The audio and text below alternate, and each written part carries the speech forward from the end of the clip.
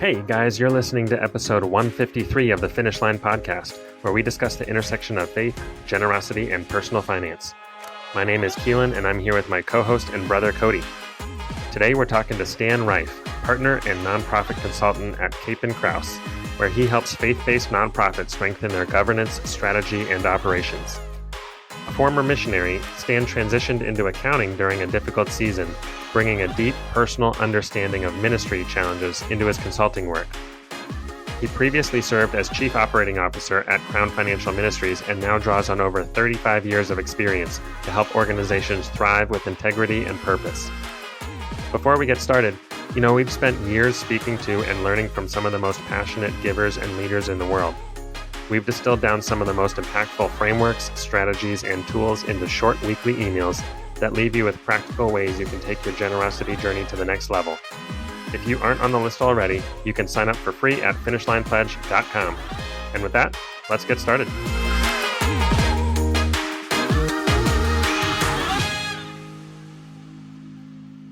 All right, we're here today with Stan Reiff. Stan, thanks so much for being with us. And thank you, Keelan, for having me on the podcast with you. So why don't you just kick us off telling us a little bit about your early years, including some of your faith background? Absolutely. So I actually like to start by going back a couple generations, because that's part of our family legacy that we like to share. My grandfather actually used to be a pastor, and he became a Bible college president in Colorado Springs. But in 1947, he resigned his position as president and moved the family to Guatemala, Central America, to be church planting missionaries. So my dad was raised in Central America, and consequently, my two brothers and I were born and raised in Guatemala. So we grew up speaking Spanish first, learned English in school, and we spent a lot of our time planting churches and being involved with a lot of my parents' and grandparents' ministry work throughout Latin America. Stan, I think that gives you kind of a unique perspective that is certainly different from Keelan's and mine. And so we're excited to hear how that started to kind of paint the rest of your life. At what point did you get clarity around how you wanted to spend your career? For me, I actually thought I would be a missionary as well, but my parents made a decision to move back to America to put my brother and I in high school and college. And my dad became a Bible college professor, and he headed up the missions department. And so that was just, again, a natural extension of what I thought God was calling me to do. I joke and say, being a missionary is kind of part of the family business. And so, as a matter of fact, when I was dating my wife, Amy, at the time, she asked me that question, how do you know God's will for your life? And being that brilliant 19-year-old theologian, I had it all figured out. And so I shared with her, for me, Spanish is the first language. Being in a Hispanic Latin culture is home for me. And so I'm not going to put God in a box and say I'm going back to Guatemala where I was born, or El Salvador where I lived for 5 years, or any other country. I was like, anywhere that's Latin speaking. And as a matter of fact, I went on so far as to say, God would never call us like the opposite direction. I mean, I feel more Hispanic than American. Spanish is my first language. We'll be missionaries there. Maybe not Guatemala, certainly Latin America, but never up north, cold, snow, ice. So what's the extreme of that? He'll never call us to Alaska. Of course not. That just doesn't make sense. But God in his sovereignty and wonderful sense of humor, and I don't know if it was a really powerful headwind or if I'm just directionally challenged, but we ended up in Alaska for 13 years. And how did you end up in accounting? My undergraduate studies were exactly around the career path I thought I would be on. And so thinking I was going back to the family ministry, I triple majored in pastoral ministries, biblical studies, and missionary aviation. So the plan was to go back to Latin America, and I was hoping to the Amazon to be a church planting missionary pilot. Again, we ended up in Alaska. We lived in North Pole for 7 years. I helped start a flying organization. I helped do the fundraising. We ended up with 3 different airplanes. We would fly missionaries in and out of villages. We would take youth groups in and out of villages on weekends. And then my wife and I were planning to move into a remote fly-in village and start a church. Meanwhile, in that first couple of years in North Pole, when we were getting started, I ended up helping with the youth group in North Pole at the little North Pole Missionary Chapel we attended. And then hence we had youth to take on weekends, flying them into villages and whatnot. But then my wife and I were also asked to teach at a mission school. So my wife taught second grade. And ironically, I ended up teaching English to middle school and high school students. Here it is, my second language, and I'm having to teach that every day. So we were living the dream, really excited as a young couple, fulfilling our calling. That's when our oldest son, Stanley Jr., was born. And Stanley's now 37 years old, but he was born 2 months premature. And so he experiences multiple disabilities and requires care 24/7. As a matter of fact, our first year of medical expenses was almost $1 million between all the surgeries, 2 months of intensive care in the NICU, and then just all the activities around his care. While we were raising our personal support at $25,000 a year, we were having to pay for our own health insurance, and our health insurance skyrocketed. And with almost $1 million worth of medical expenses, I wasn't an accountant at the time. I wasn't a CPA, but I was smart enough to figure out on $25,000 a year, we were in trouble financially. And so it was at that point that, a lot of things started converging for us. The hospital was basically trying to push us into bankruptcy because they needed to write off the debt off their balance sheet that, they weren't going to ever collect, they didn't think. We had other people telling us to go and declare the bankruptcy, get it over with, we would never pay it back. But interesting enough, I discovered Larry Burkett on the radio.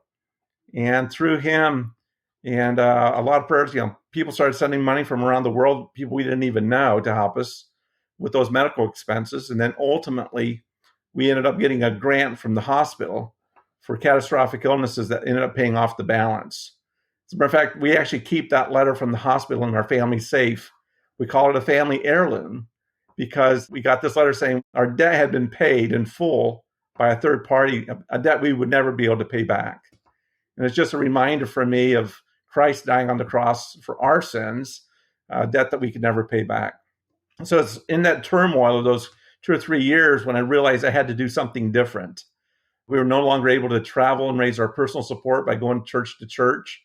We couldn't afford the health insurance, but I couldn't afford to drop it either because they were paying more in medical expenses than the premiums, even though I didn't have enough money to pay for the premiums. So after teaching for a couple of years and seeing, things were getting more and more difficult for us financially and weren't coming back, then I started applying for jobs in Fairbanks that would provide me a salary and health benefits. And I ended up going to work for State of Alaska Fish and Game, Sport Fish Division, doing their accounting. And I'd taken enough accounting classes in college knowing I would need that just to be able to do, the bookkeeping as a missionary, watching my parents do the same. And so while I was at the State of Alaska Department of Fish and Game, they put me through grad school and I got my MBA, and that's how I became a CPA. And for me, there was a whole crisis of faith that took place between Stanley's birth and all the trauma of having to give up my career path and my passion to be a missionary, suddenly becoming a bivocational missionary. My conviction became, if I can't be the front lines of ministry in a remote setting, then I will be part of the supply chain. And I will do the best I possibly can to help those who can go and are willing to go to have the best administrative support possible. And that's how I pivoted to becoming a CPA. And just for fun, people ask me a little bit more about my MBA, and I joke and tell them that I kind of had 2 concentrations. I concentrated my accounting studies in frozen assets and cold cash.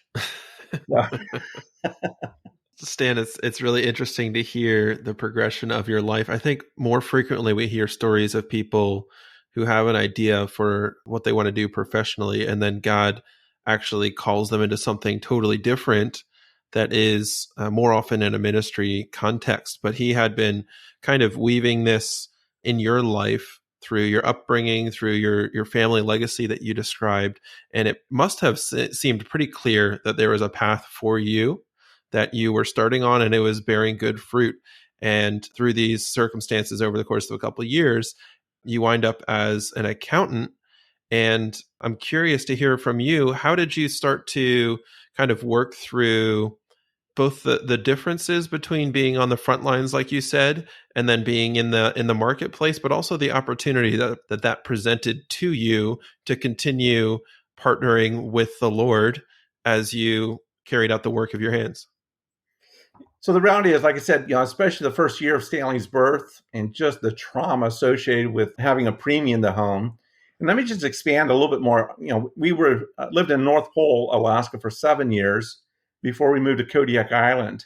And the 7 years in North Pole, it just went from one thing to the next where we call it, the back 40. We call it, the story of Joseph in reverse, where we had 7 years of trauma, quite frankly. So not only do we have Stanley and his experiences, but then 2 years, and after he was born, he was born in April. In December, after some surgeries and some visits to the Children's Hospital in Seattle, then his diagnosis that fall when he was 6, 7, 8 months old. Amy had him in our Jeep. She was getting ready to take him to Fairbanks for a doctor's appointment when the Jeep caught on fire. She managed to get Stanley out of the Jeep. And as she stood there in the snow, watched the Jeep burn to the ground. 2 years later, she was 8.5 months pregnant with our second son, Quentin. This is the middle of January, cold, dark, lots of snow. And she was on her way to her last OBGYN appointment when she hit a moose and totaled the car. And so, again, the car was destroyed. She hit the moose. It rolled up onto the hood, came through the windshield, up onto the roof on the passenger side before it rolled off, spun her into a snowbank. And fortunately, she was only about 0.2 of a mile from a fire department that was staffed. And they came out and got her to safety. A year later, she had a tubal pregnancy. We had a house fire. And then a year later, our third son was born. It was 50-some degrees below zero. And a month after Everett was born, Stanley had major hip reconstruction on both hips, had those rebuilt, and was in a body cast for several weeks for that healing to take place. Throughout this entire time, we're experiencing temperatures as much as 74 degrees below zero. We lived below the poverty line. We couldn't even afford fuel oil to heat our home, so we used firewood. So I would stack firewood to heat the home all winter. We lived off the land. We ate moose, caribou, had a garden, obviously ate a lot of fish. So it was a really, really traumatic time. And in the middle of all that, to have to, in many ways, give up my passion to be a full-time missionary was just really, really difficult spiritually. But it was through that process of then understanding that, God had chosen to give us a child with disabilities. And that became a core part of, okay, if God's giving us a child with disabilities, then that's my primary ministry. And how do I meet that obligation, that privilege, that opportunity? And that really became the core, because let me go back to when I was dating Amy. I mentioned the first question she asked on one of those dates of, how do you know God's will for your life? And that same 19-year-old brilliant theologian answered her second question, because here's what's interesting. My wife, Amy, has an older sister who is, I think, 14 years older than her, who also experiences cerebral palsy. And as we were dating and getting engaged, Amy wanted to know, how did I feel about having her sister in our wedding? And that was just an unusual thing, back then, to really have that kind of participation. And I was eager for her sister to be a part and to do whatever she could from her wheelchair.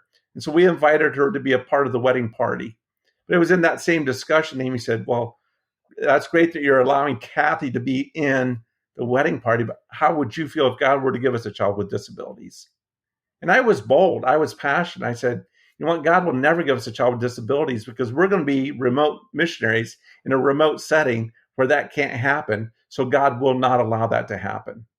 It would keep us from having ministry. So when it did happen, it rocked my boat, because here I am. I actually used the words that, hey, I am not Jonah running away from a calling on my life. I have been chasing after you, pursuing you with my whole heart.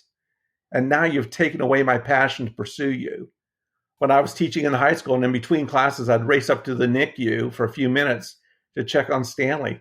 I would comment and talk as I would see high school teen girls, who'd gotten pregnant, had babies, putting them up for adoption, and it was a joke. I would watch, drug addicted women from Second Avenue, which was known for its brothels, coming in, having babies, and DFACS, or the Department of Family Services would come in, take the children, put them in foster care. And it seemed like all those babies were fine, but my baby son was not. And I became angry. I'm not a prodigal son. Why am I being punished? Why is this happening to me? And it was during those dark seasons of I'm not Jonah, I'm not the prodigal son, that God spoke to me. He said, "You're right, you're not the prodigal son. But indeed, you're the older brother, and you're harsh, you're hard-hearted, you're judgmental, you're unforgiving." And it broke my heart. And that's when God started to mold my heart, take some of the rough edges off, and help me understand that, my ministry is going to be different than what I expected. And I may not ever get to live in that remote setting that I had my heart set on, but he still had a role for us to play. And that's how I started transitioning from, again, if I can't do what I thought I was called to do, then how do I retool to, number one, take care of my family, but how do I still have ministry at the same time? And that's where I landed on being bivocational. Yeah, wow. That you said you're going to add a little bit of context. That is a powerful context to what would have already been a challenging kind of turn of events. Just all of that through that season together. And God does not waste anything. And I'm sure you can testify to that.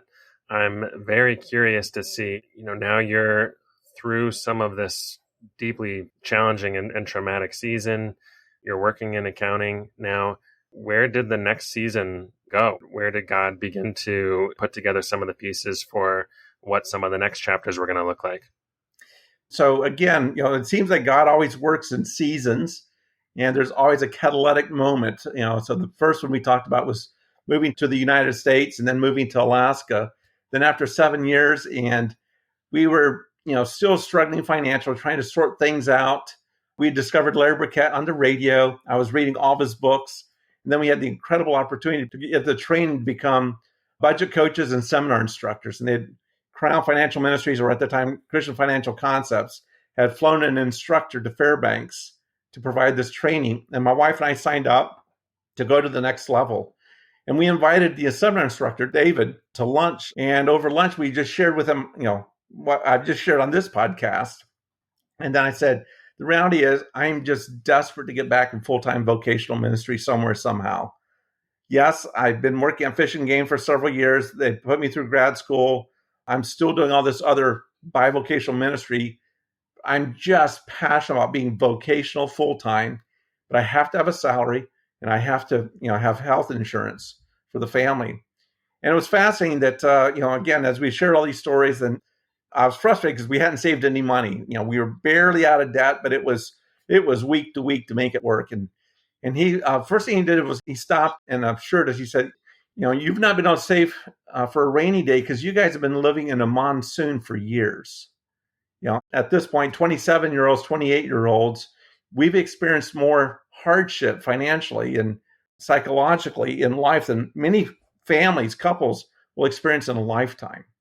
And he encouraged us just to be faithful and to keep doing what we have been doing, and that God would see our faithfulness and how we're trying to steward what we have. And he said, the fact that you've not had to declare bankruptcy over and over again has just been amazing. And then he did the next thing that still just shocks us, reminds us, it's just a pivotal point where he took that paper napkin that was beside his plate and he just kind of pushed it across the table to Amy and I. And he said, "You're passionate about doing something for the Lord full time. If he were to say, what do you want to do? What would it be?" And we're like, "We don't know." He said, "Well, then your homework assignment is take this napkin and write out on that napkin what you want to do next. If you have a clean slate, what would you do?" And we took that and we started working on it. We went back and spent the afternoon in the seminar, the workshop. And then on the way home, we started working on our homework assignment. And then after dinner, we were wrapping it up and we came down with the 7 items. And as I was finishing up the 7 bullet points of what we felt God was calling us to, Amy was finishing up the dishes. We had the 3 boys at that point. And I got a phone call from a friend who lived in Kodiak Island. He was the executive director of a residential group home facility. And he said, "Hey, Stan, I know you just finished your MBA. You're in finance. We'd like to invite you to come to Kodiak to be the director of finance and the director of development for this mission." And by the way, just want you to know, it would be a salaried position. We provide all the health and benefits for your family, and went through a whole list of things. And interesting enough, it matched everything on the list, including we wanted to stay in Alaska. but we needed to leave the interior, because of Stanley's hip reconstruction. He had bolts, plates, and screws in his hips. Of course, a metal wheelchair, and at 50, 60, 70 below zero, his little body was literally freezing up. And the doctor said, "You've got to leave." But we didn't feel like God was calling us to leave Alaska yet. The last item on that list that we had, that, if we could have had that clean slate, was, and when we get an opportunity, we want the organization to not only invite me to an on-site interview, but it's really important for Amy to go with me to understand the dynamics that we'll experience as a family for Stanley, nursing care, the medical community, schooling.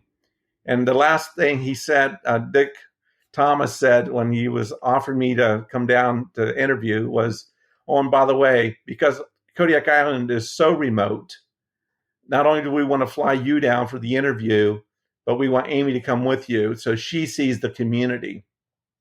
Kind of at that point, we knew we were going, even though we didn't know anything about it. We hadn't even interviewed yet. But the fact that I literally checked off everything on that list, and our only regret is we didn't keep the napkin. That really belongs in our family safe as a legacy item as well. But we didn't realize the importance of that pivotal point that moved us from North Pole to Kodiak and back into vocational ministry again. I think it's really powerful when God speaks so clearly and you literally made a list and then he checked all the boxes for you. It's like, The how same can night, you not? no less. Yeah. Those stories are so compelling and maybe uncommon too. So I think they really stand out to us. But what did that next season of life look like for you? There really was a change. I talked about having kind of the life of Joseph in reverse of the, in Joseph's case, it was 7 years of plenty and then 7 years of famine. We started out with the 7 years of famine in North Pole. And Kodiak ended up being, it wasn't easy street, but things turned around for us financially. So suddenly we were, had the salary, we had the health benefits we needed. And so it was a great move. We got to Kodiak Island. I will say, we had only been on the island 6 months or so when my mom was diagnosed with stage 4 lung cancer at the age of 57. And so we ended up packing up after just having moved there. We moved there in June. In January, February, my mom was diagnosed, and we ended up relocating to Florida for a short season. Again, my boss, Dick Thomas, there at the Kodiak Baptist Mission, was incredibly kind. And I think it probably worked out, both ways. I tendered my resignation. I said, I've got to go help take care of my mom and help my dad with my mom's care. And he said, well, don't resign. Chances are you'll be able to do what you need to do to help your mom and be back before we can replace you. So let's find a different solution. So I ended up staying on payroll, but I would fly back and forth from West Palm Beach, Florida to Kodiak Island every Saturday. One Saturday I would fly home to Kodiak and I would work long hours that week. And then that Saturday I'd fly back to West Palm and I would be in South Florida and I would be doing fundraising there. And then the next Saturday, head back and forth. So really traumatic time that spring of 1995. So that was a really hard time. But then we got back and, got working again. But again, unfortunately, ended up with a licensing issue with the Kodiak Baptist Mission and the state of Alaska over the treatment of youth. And so the state pulled the license. We knew that they didn't want us using faith in the program at that point. So we said, we'll be 100% funded through churches, even though we were already about 80% funded. We would just raise the additional dollars and forego the state grant. And we received the threat that, well, if you don't take our money, then we won't renew your license. And the board and management, we figured, well, that's just a bluff. Why wouldn't they want to take free care at no cost to the state? But indeed, they were serious. So I ended up having to lay off the entire staff there at the mission. And I ended up going to work for a CPA firm. And I ended up heading up the not-for-profit for a small sole proprietor firm on the island. And then I got recruited to go to work for a law firm, which is the craziest thing because I would have been mid-30s at that point. And the law firm had an office in Seattle, an office in Anchorage, Alaska, and then the office on Kodiak Island. Interesting enough, the managing partner lived on Kodiak Island, so that allowed me to live there. The firm no longer exists. It has now disbanded. It was the firm that tried the Exxon Valdez case. And so I joke and say it was a really simple job description as the administrator of the firm. Stan, all you have to do is make sure we have enough money to pay accounts payable and payroll every week. That's all you have to do. And of course, my perspective is you can't have your best, brightest attorneys on a 10-year contingency case fighting Exxon and not have cash flow problems. But I was in over my head, but I just cried out to God for creativity and wisdom, for insight. And, God allowed me to be a part of the firm to help get across that finish line. And so certainly proud of, the managing partner who won Trial Attorney of the Year with that verdict back in the 80s. But again, during that whole time, God gave us a lot of opportunities. I started getting into some real estate. I started a couple of businesses, had a little bed and breakfast. Amy started doing daycare. We did some expediting on the island. And so we had all these little cottage businesses going. And I joked and say, I had become a really big frog in a really tiny pond that nobody knew about. But then again, at that point, then Stanley had a lot of educational needs that we couldn't meet on the island. And then he had some more medical needs that could not be satisfied in Alaska. And so we knew we were going to have to relocate. The law firm really wanted me to just move to Seattle, which would have been very close to the children's hospital that we were visiting, and just work from there. But at that point, I realized, I'm just, again, being bivocational. We were very much involved with our church, with missions, the youth, et cetera, on the island. But at that point, we were just thinking through, knowing that my mom had passed away with cancer. My dad had remarried, gone back to Guatemala. By the way, let me just put a fun point right there. It's not real often that you get to marry your dad and your stepmom and officiate a wedding like that. But since I'm clergy, I actually got to marry my dad and my stepmom, which was just a real treat for me to be able to do that.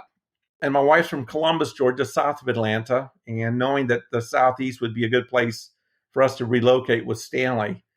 But we'd been out of circulation. My network in the lower 48, as referred to it when we live in Alaska, was almost non-existent. So I didn't even know where to go, how to get a job, who to interview with, how do I get on the list. So I started just emailing people, sending letters out, hey, what's your hiring practices? How do I find out about any openings? And one day I came home from work and Amy said that somebody had called from Enjoy Stewardship Services. I had no idea who it was, and turned out that was John Maxwell's organization. And so long story short is they recruited me out of Alaska in 2000 to Atlanta to go to work as the Director of Finance, VP of Finance with John Maxwell's organization. And that's how we ended up leaving Alaska and getting back into vocational ministry on the accounting side, back into ministry. Man, your story just almost follows like a movie script. Like, so many different pieces coming together at different times. Obviously, God has had his hand in every single part of your story all the way from the beginning. I'm curious to know, how did you end up doing what you do today? How did you end up where you are and in the kind of work that you do? So I was working with John Maxwell's organization. We'd successfully gotten Stanley's surgery, taken care of. And then I had an incredible opportunity to go to work for Crown Financial Ministries and actually get to work under Larry Burkett. Here's the guy who had gotten me off, the bankruptcy route. And, I'd been a volunteer for 20 years. And so here it was, a chance to get to go to work for him. And so I ended up transitioning and became the chief financial officer. And then a year later became the chief operating officer at Crown Financial Ministries. And so I was, again, still at this point in my late 30s. I think I was 38, 39 at that point when I went to work for Crown. I worked there for a decade. So incredible opportunity there. Again, got to use a lot of my experiences from the law firm, experiences with leadership with John Maxwell's organization, and certainly was able to infuse my passion for missions at that point. Because then not only did I get mentored by Larry Burkett one afternoon a week in his home on Thursday afternoons, both to provide companionship to him as well as for him to invest in my life. But then after he passed away, then as an organization, we pivoted from being predominantly a U.S. radio broadcast ministry with Larry Burkett as the host to incorporating how do we take these principles and apply them around the world in different economic contexts, different agrarian environments, and how do we use the United Nations Economic Index to take these principles from a biblical worldview and standardize them for different economic environments. And so I actually spent 10 years doing that. Incredible opportunity to help behind the scenes building the infrastructure, around how to get into 80 different countries, the 5 continental offices, how do we manage all the intellectual properties, the business modeling, the financing, and the legal structure for each one of these countries and continents. So that was a really 10-year run of incredible work, working with Howard Dayton. Dave Ray was the president. He had been the former president of Apple Canada and then an executive VP of Apple Corporate under John Sculley. And so incredible mentor coach. As a matter of fact, he retired about 12, 15 years ago from Crown. And I left about a year after he did. I maintain a relationship with him. As a matter of fact, he is still my executive coach, and we meet regularly because of the value I place on his investment in my life. But that was just an incredibly rich time of working under incredible leaders like Larry Burkett, Howard Dayton, Dave Ray, and then certainly got to work with Terry Parker, who helped start NCF, National Christian Foundation, and Ron Blue was the chairman of our board, alternating between he and Terry Parker. So just sat at the feet of some incredible leaders around personal finance and biblical stewardship and generosity. But then Stanley aged out of school at 22, and I'd been traveling a lot internationally with business modeling and trainings. Of course, Larry had passed away quite a few years earlier. Howard Dayton had retired, and we had a new CEO come in, Chuck Bentley. He was wanting to relocate. With Stanley, certainly I did not want to relocate with him. His care had become a lot more comprehensive and complex. And so I agreed to step aside.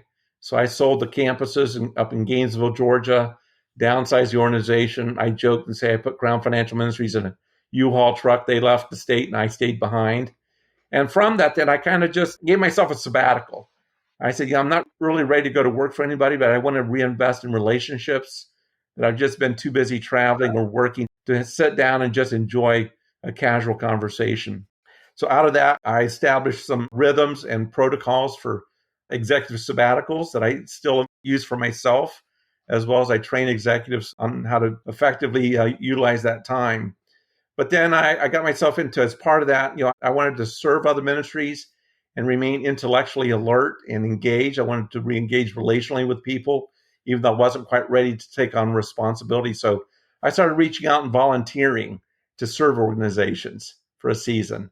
Well, then that led to, hey, can we just hire you? Now I'm not ready to be an employee yet, but I'll help you for a few weeks or part-time. And that next thing I knew, I had kind of by accident, by design, started a consulting practice. And I really saw God's favor, and it was growing faster than I ever imagined.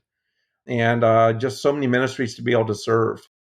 And so towards the end of year one, I did my quick analysis, and I realized, what? As fast as I'm growing, I'm not going to be able to grow up fast enough to get the core thing I had to have for my family, group health insurance. So that's always been the driver, since Stanley was born, is group health insurance above everything else. So then because of that, then I realized, okay, if I can't grow fast enough organically, then I have to do some M&As. I'll have to acquire some other companies to get the headcount I need. So I had quite a few conversations going, but I just couldn't seem to close on any of them. And then an opportunity surfaced for me to be acquired. I ended up joining CapinCrouse. And so the fascinating story there is back in 1999, when we were in Kodiak, CapinCrouse had just opened their office in Atlanta, and I had applied for a position. They had no openings. So then I ended up going to work for John Maxwell's organization.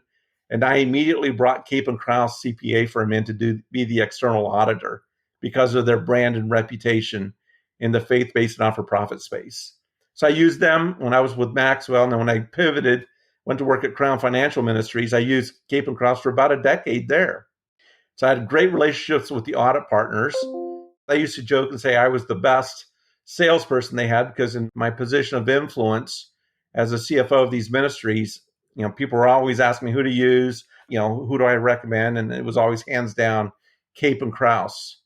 So then when I stepped out to consult, they started saying, hey, we have a client that needs this. We have a client that needs that. And so they became my biggest referral source.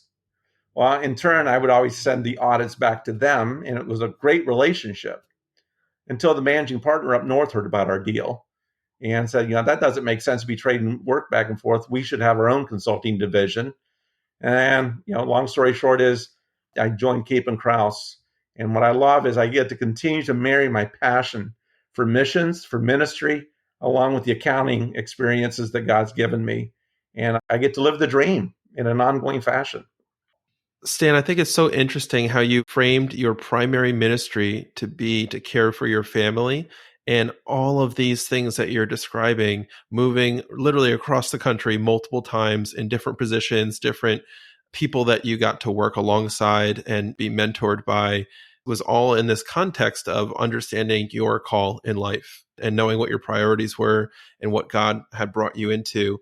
But you got to spend some time under some really influential leaders in the Christian space who went on to found organizations that continue to have huge impact, especially in this world of generosity that Keelan and I have entered into. And I'm curious, what were some of your kind of personal learnings and takeaways from those years with these leaders? Incredible learning. And I'll share some things that are somewhat universal, but I'll come back and unpack them a little bit more. Certainly, I grew up in a Christian home where tithing and giving and Christian living disciplines were just the norm. I never understood there was a concept that I didn't have to tithe. And for me, tithing was always 10%, and it always came off the top. So even when we didn't have money otherwise, we always gave up front. But for me, the real learning came when I understood that God really owns it all, not just the 10%. That became a real eye-opener. Certainly the experiences we'd had over the last 13, 15 years in Alaska, and immediately following moving to Atlanta. I came to really understand, in a much richer, deeper context, some of the biblical stories of how money really isn't the big deal. You can have a boatload of money and lose it all in a day, and you can get it back in a day. It's all based on what God's design is. And certainly I've seen how our world was turned upside down financially, and yet God provided through grants, through the hospital, or through employment. So certainly understanding God owns it all, and his sovereignty that comes with that money is never the issue. It's just an indicator of where the heart is. And then moving beyond that, beyond just, the fact that God owns it all, and certainly not just the giving up front, and we're really, really conscious of doing that, but even the fact of what's left for us to spend as a family. I still want to steward that wisely, because I really like using the terms of not just being a steward, but being a manager. And so I use the illustration of being a banker. There may be a lot of money in the vault or in the system, but none of it's mine except my salary portion or the amount of budget I'm authorized to spend for the operations of my branch or the institution. So I think of it in those terms of, hey, just because I'm giving the interest back to the account holders, all of it has to be stewarded, not just the pieces I give back, even the operating funds that I'm allowed to maintain and use. How do I use those? And so every purchasing decision is a spiritual decision. And so these are the kinds of things we think through. But then as a family, because once we really understand that God owns it all, I'm certainly not an advocate of the prosperity gospel at all. As a matter of fact, I find it abhorrent. I also feel the same way on the bell curve on the other side of the poverty gospel, where you've just got to be self-sacrificing all the time and have no resources. I love what Paul writes in the New Testament, where he says, hey, I know what it's like to have, and I know what it's like to not have. And in Larry's translation, Larry Burkett's translation, and I would rather have than not have, because I have a lot more options.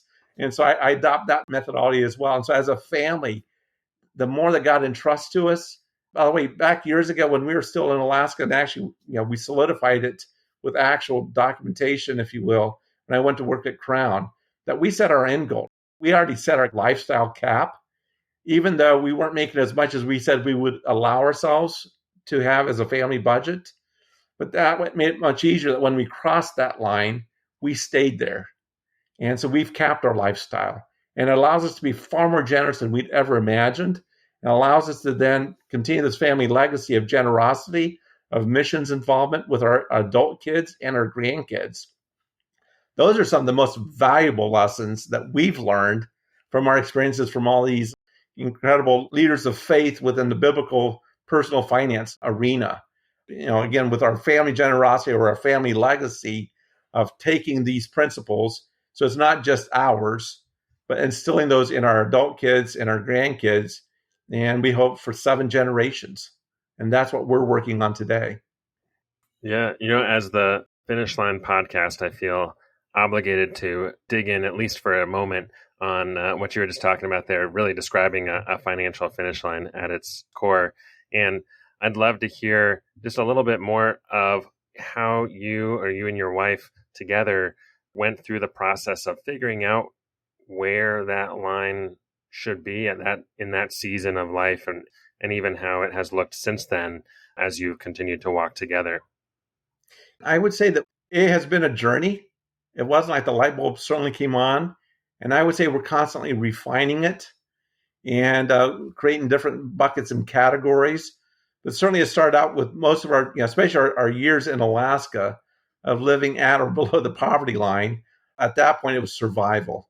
And then certainly my years at Crown and all the research that we did globally on economic standards for families and, what does that look like for the different economic groups around the world and finding the common denominators. Then we moved into, and even at the executive level, we were paid well, but we weren't getting rich. And even during seasons of hardship for the organization financially, Amy and I always lived below our means, which is one of our core values, so that we always have enough.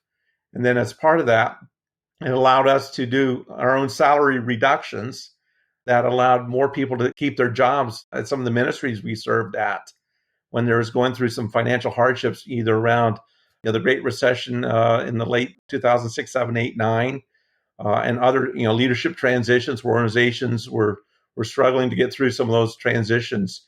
We were able to say we're going to give up some of our compensation for that. So that was part of it, was first making sure we were stewarding what got entrusted to us.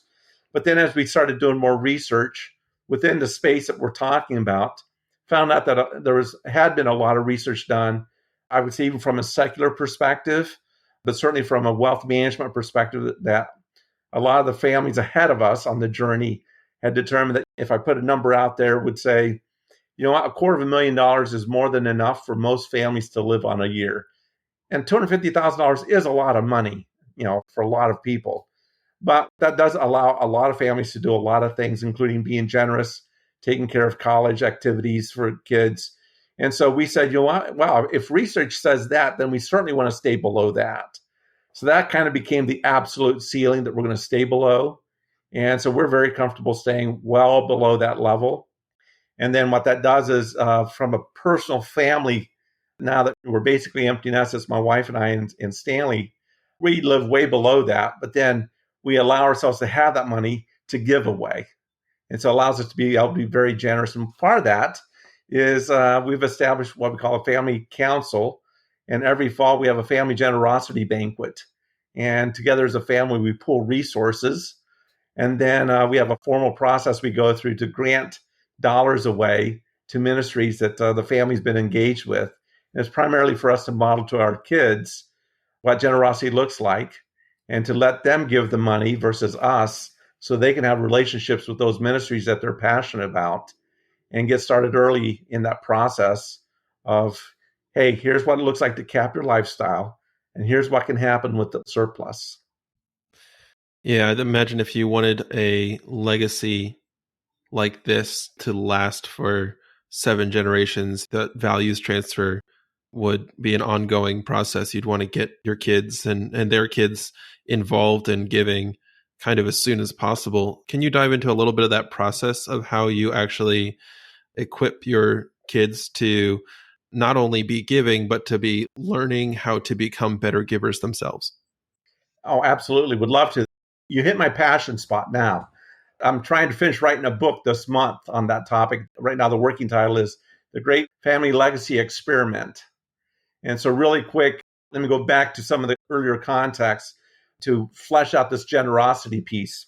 Certainly, we talked about our 7 years in North Pole being just catastrophic in every way. We talk about the financial darkness, the physical darkness, geographic darkness, the spiritual darkness, relationship darkness of being isolated from family and friends, etc. And that really is what formed our character. And then moving to Kodiak, where, again, it was a much brighter environment and we saw a transition of what could happen.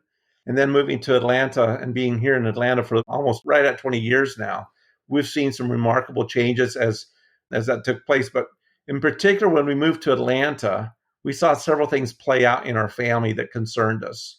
One was we all moved into an area of affluence, Atlanta versus remote Alaska, that we were unprepared for.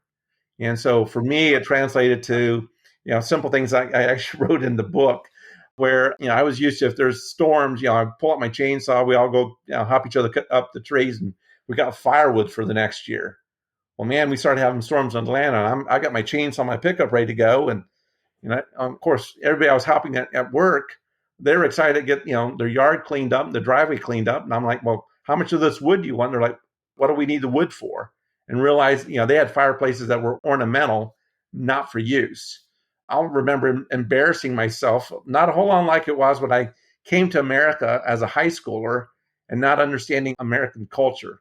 Didn't understand sports, didn't know any of the music bands, didn't know any of the movie entertainer actors. And so I was just really a fish out of water with so much of the U.S. culture.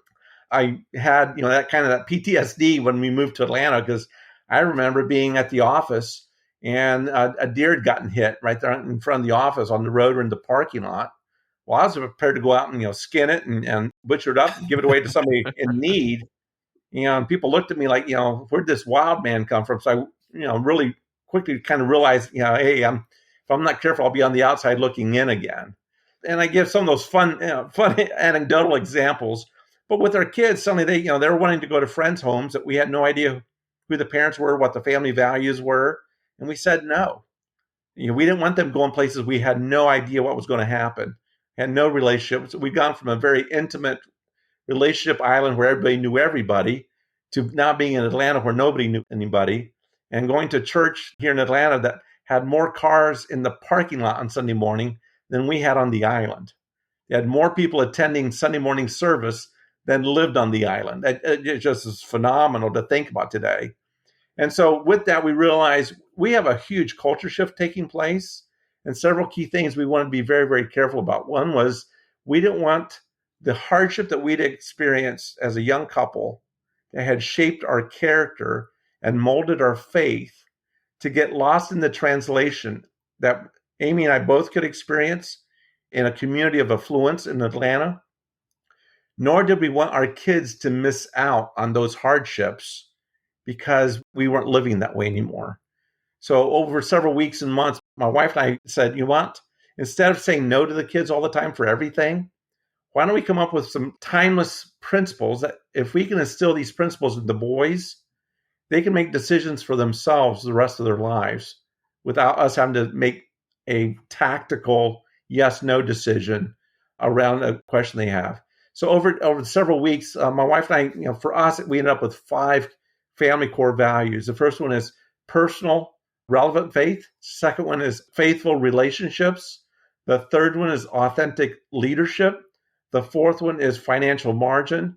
And interesting enough, the fifth one is entrepreneurship. And we defined all those, and there's biblical verses to go with all those. In personal relationship, it doesn't matter that great-grandpa was a missionary. It doesn't matter that grandpa was a missionary. It doesn't matter that mom and dad were missionaries. It doesn't matter that you guys were born on the mission field. If you don't have a personal faith, it doesn't matter. So you've got to be engaged with it. And so we had things that we did there. Certainly faithful relationships. I joke and say, hey, start out with the kids, when they're late elementary. I know girls have cooties, but someday, middle school, high school, you're going to find out they're really cute and you're going to want one. And so at that point, it's, hey, moral purity outside of marriage.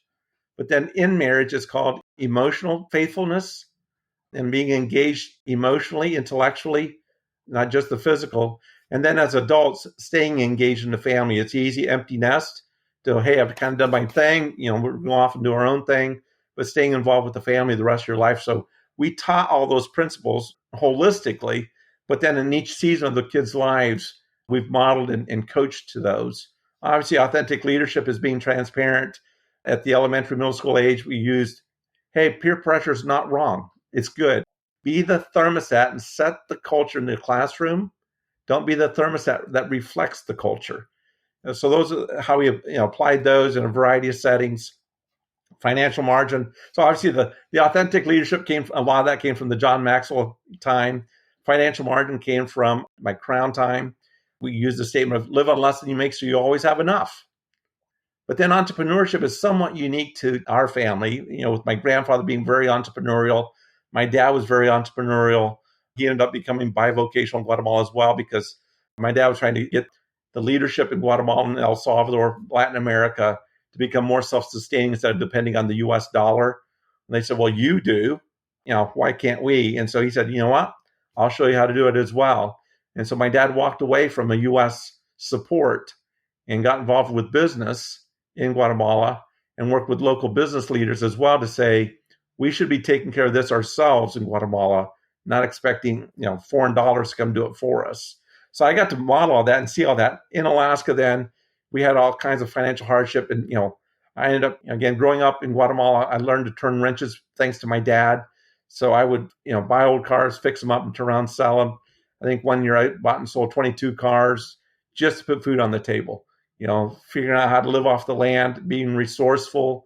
Certainly when it got to Kodiak, found different ways to create little businesses to have additional revenue. And then as part of that, then, with our kids, I said, I've got to do something to model this for our kids. And we started creating different businesses here in Atlanta that our boys could be a part of. So fascinating enough, we did that for several years. And then Stanley got really, really sick for several years. We thought we were going to lose him. I kind of had to shut all the companies down because I just couldn't keep up with it. And fortunately, the other two boys were driving age. And so I got them involved as employees. So by the time they went off to college, they'd had the opportunity to be self-employed and do piecework and get paid for your productivity. And so the feast and famine of that. But then for about 3 or 4 years before college, while they're in high school, they ended up being employees in a variety of everything from distribution to food services, hospitality, government. And they went to college fully understanding the difference between self-employed or being an employee and the different industries, which really solidified for them kind of the career path they wanted to get involved with. So these are the things that we did from a family value set. Then let me fast forward, to a certain degree, we didn't totally disengage, but once the kids were out of college and gotten married, we kind of took a step back and said, this is great. We're really proud of our kids, where they're at, the way they're following the Lord, the wives that they've married. Absolutely love Elise and Rachel. But then my dad passed away during COVID with COVID. And again, that just changed everything because part of what we'd also done was we'd created family legacy trips. We defined that as 3 generations traveling together to make memories with a historical or an educational bent with a kingdom impact. So then son and my dad had passed away. I realized, wow, things have changed because now I am the grandpa in the group. We've got grandkids. What does that look like? And so as I was grieving the loss of my dad and trying to understand what does it look like to take up the mantle that my grandfather, my dad had passed on to me. And that's why I always talk about our family in terms of generations. So from that then is when we decided, you know what? We're going to create this family experiment that we're going to do it differently. So we have our family council with a charter.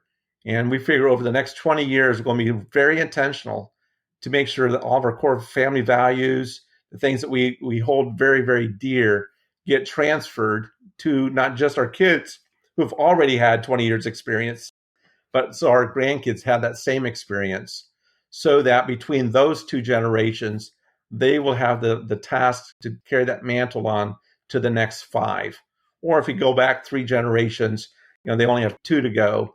But the core to all of this is that nobody is an individual or an island unto themselves. We are part of a legacy that spans generations.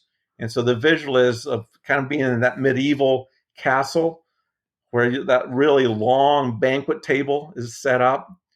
And on the left-hand side, you look down past your parents, your grandparents, and it just becomes a distant, haze of people we never knew with different costumes, if you will, different wardrobes from the different eras. And as it comes back around me, it's my kids, my grandkids, and then it goes into, again, that fog, that haze of I don't know what's at the other end of that table. But I am at the head of the table connecting the past to the future. And how do I connect these dots? Now, I also need to pause, and I recognize that I'm standing on the shoulders of 2 generations for sure, and actually a 3rd generation that I know very little about, except I know that migrated from Germany to America 3 generations ago. But my wife, Amy, her parents have a little bit different story. Her dad is kind of a first-generation Christian.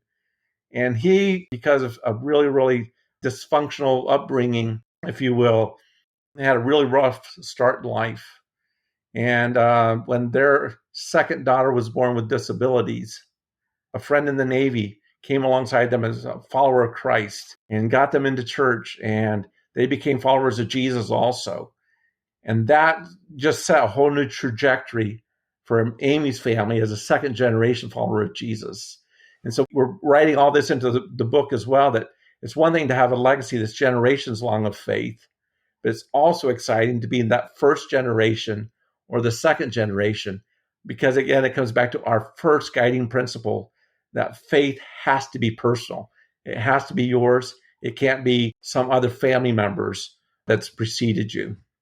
Yeah, certainly some powerful tenets of legacy in there. And I mean, it's actually really cool to see you and your wife's family side by side, but especially in seeing how that has played out from all the story that you have shared, from your past, and now seeing that, moving on ahead through your kids and their kids.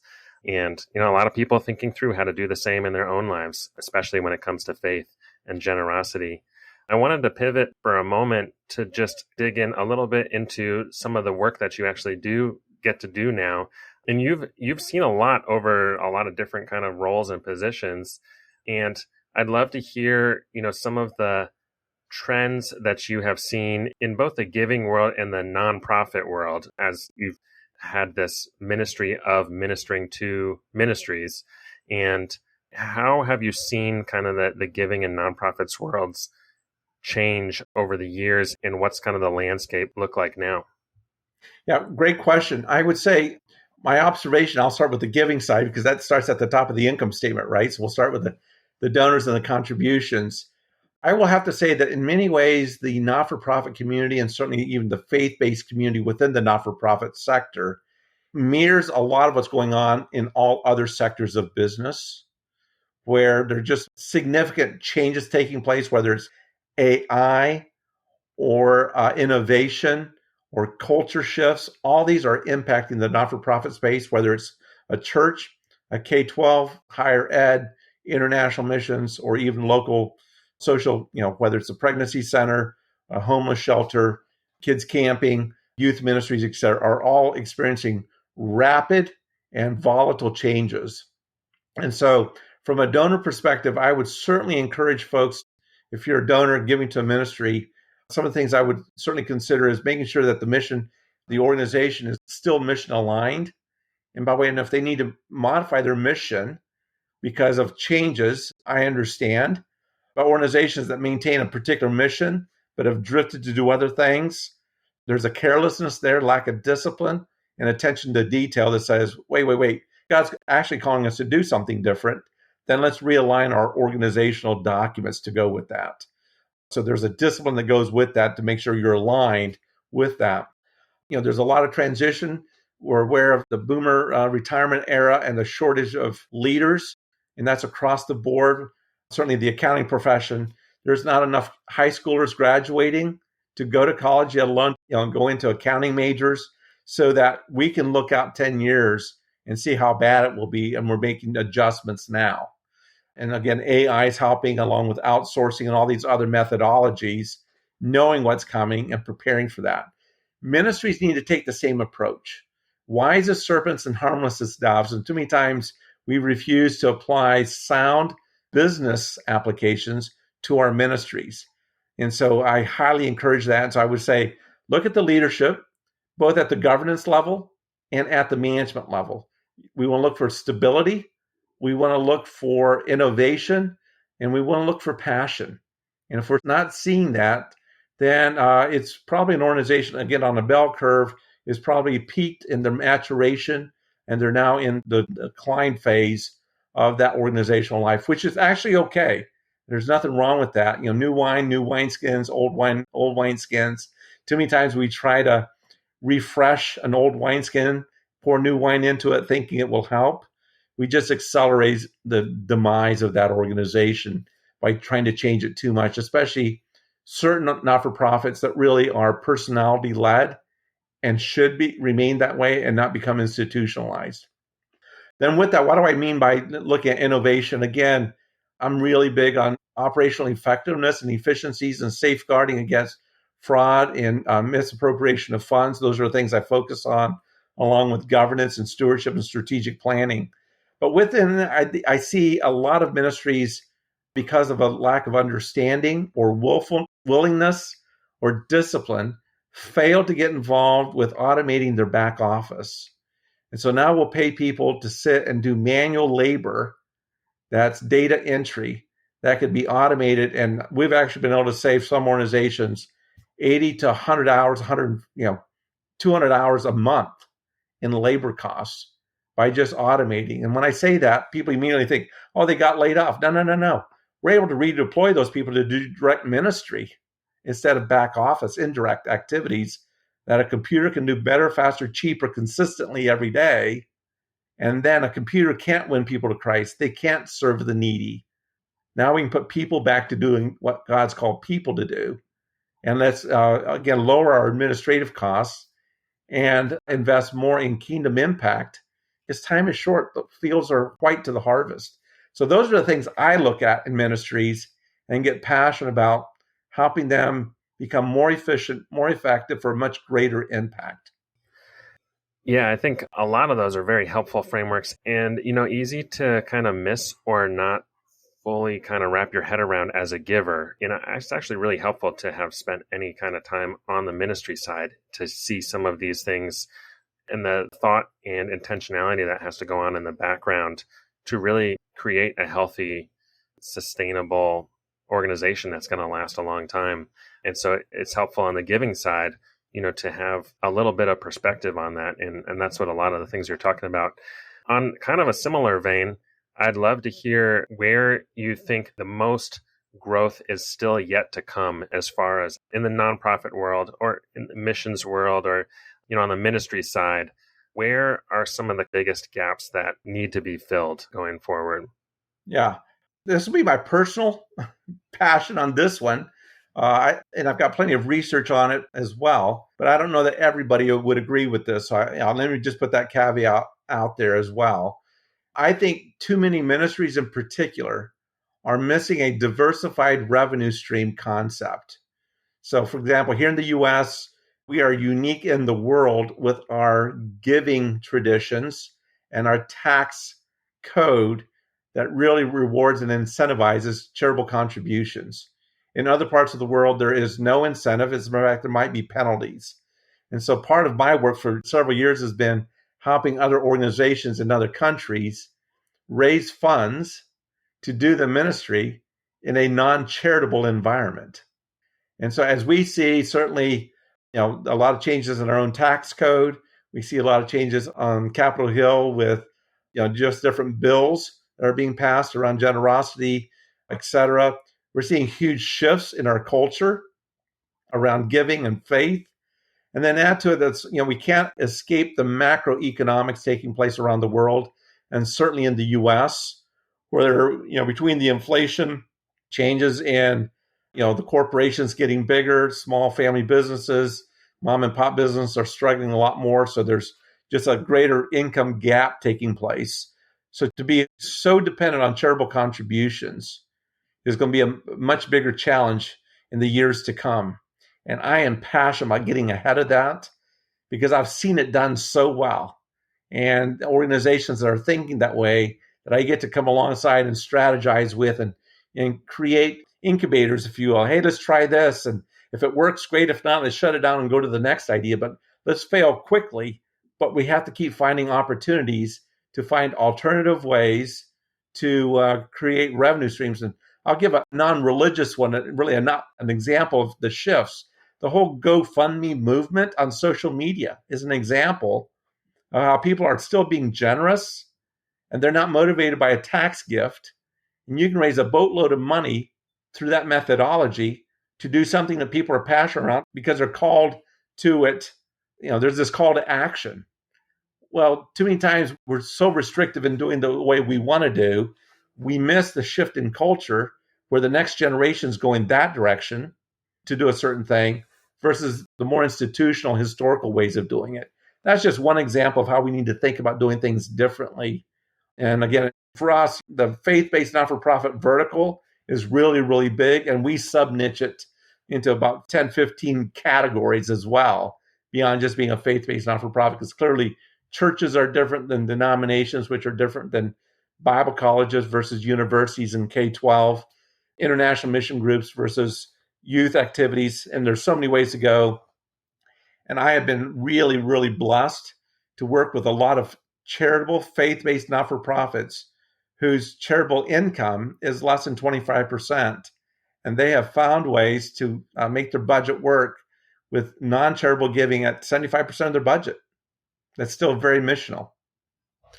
Stan, it's evident that the Lord has just brought you through an incredible variety of different experiences in life and just granted you tons of wisdom around not just giving and generosity, but leadership and legacy and so many valuable things that you've shared already. But what are you most excited about over the next 5 to 10 years of your life? Great question, but let me respond to your kind words of affirmation. And I do accept those, but I'm also quick to say the reality is I'm really not that smart and I'm not really that good.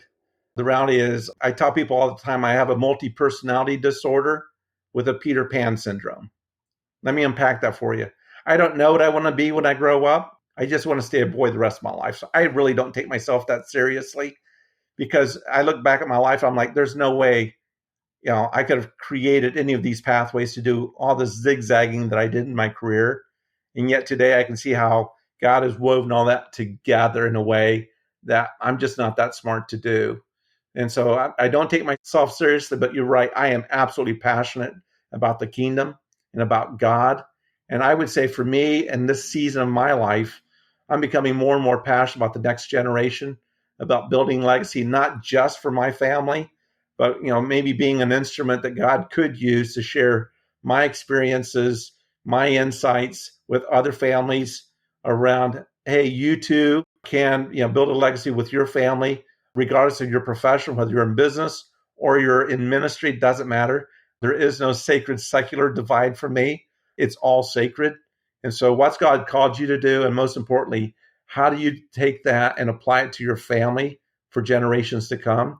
I'm really passionate about that because that is how kingdom expands, is when you have more followers of Jesus who are committed to doing it in business or to do it in ministry or a combination. But it takes all of us working together to make sure the next generation is as equally passionate, committed, and engaged in kingdom work. Yeah, there's some promising signs, but yet to see. So I'm excited to see what God has planned in store. We like to end every episode with our manager's minute, just a practical action our listeners can take to step into their role as stewards and manage God's wealth wisely. Stan, do you have a suggestion for our listeners today? I do. I would say the first is always give first off the top. And certainly we talk about tithing, and by definition, the tithe is a 10%. But I'm not a legalistic person that wants to quibble over that. But certainly, to the degree that you're generous is a sign of your stewardship understanding that God owns it all anyways, and he can take it all if he wants to. It's only on loan to us. So giving first is just an outside indicator of where your heart is, that you really trust him. Number two, with the amount that you choose to keep and manage for your own expenses, steward it wisely. Because again, it's all still God's. And if you're not a wise steward, he won't entrust more to you. So I talk in terms of God's favor. I want to experience God's favor. I experience God's favor when I'm obedient and when I'm living by his guidance. And so, again, understanding God's sovereignty and the stewardship principles starts with being generous and giving off the top, giving first, stewarding what's left, and then leveraging your influence, your relationships, so others have the same experience. And those are the three things I really focus on, is really the three things. If I can do that best, then I will have the greatest impact. Yep, I think that is a powerful framework that will take you very far if you manage to even just do those three. Stan, this has been an incredible conversation.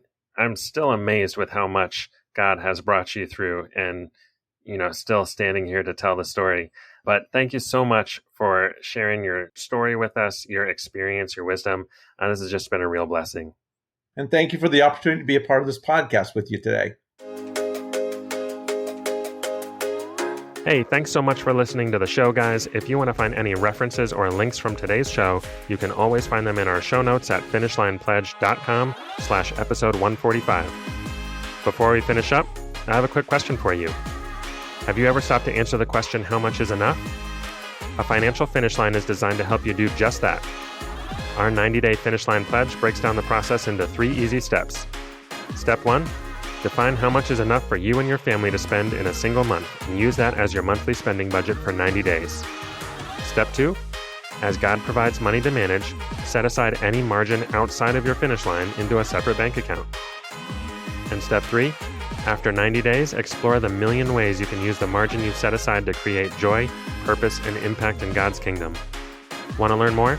Check out our website at finishlinepledge.com. That's all we have for today. We'll see you next time.